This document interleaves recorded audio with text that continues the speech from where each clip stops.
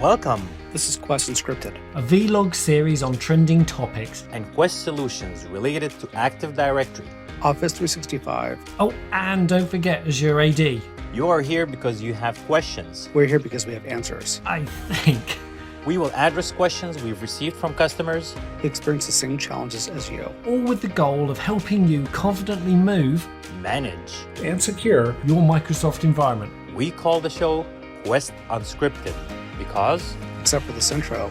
nothing we say is scripted or rehearsed. And we're pretty sure you'll notice that right away.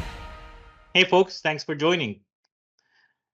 We're going to be talking about what's new in Change Auditor 7.3. Are you guys excited about the new release?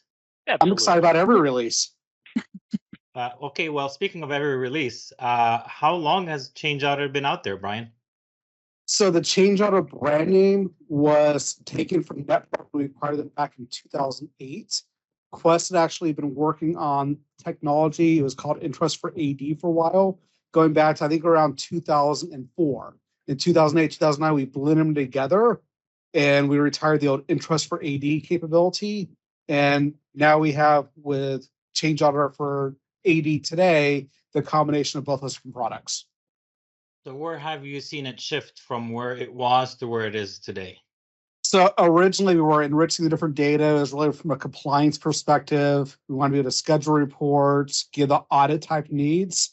Over the last 5+ years, we're really focusing more on not just compliance, but really trying to get a lot more security capabilities out there because Active Directory has been constantly under attack. So we want to constantly or immediately be notified when something bad does happen. Got you. And speaking of the last few years, in the last few months, we've obviously added one great new team member to the mix. Anna Malik, welcome to Unscripted. Thank you.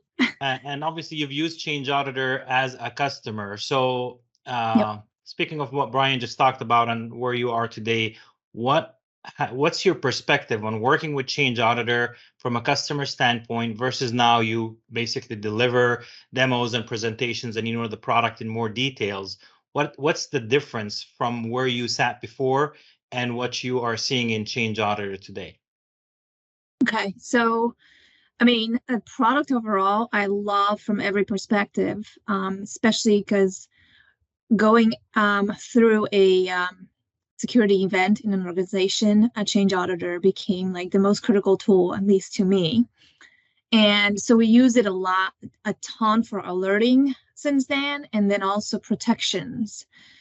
But the difference between then and now is what I learned is we can do DC shadow searches, DC sync, admin as the holder, and then also from the other perspective, from the protection, I didn't know that I could protect the Active Directory DID file. And then also, which I found really critical, was we can alert and protect the linking of GPOs at the root of the domain or forest. So that would have been great to know when I was a customer. Yeah, that's great. Well, I think that 7.3 guys had also some new enhancements around the DID file protection, but let's park that for now. Ian, what's new in Change Auditor 7.3? There's a couple of brand new things. I think the first really new item is now publishing and forwarding events to Microsoft Sentinel. You know, Sentinel's Microsoft's first foray into a SIEM. It's hosted. So in prior versions, we could publish to Splunk or to ArcSight, QRadar.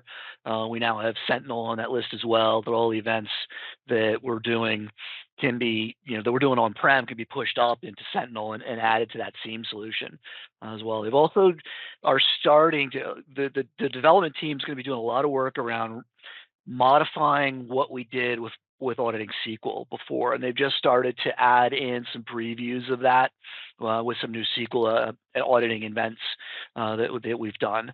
And again, we've improved security at the logon module. There's some PowerShell commands that you can use as well. Some additional platform support. You can run on Server 22 now. Yeah, Brian.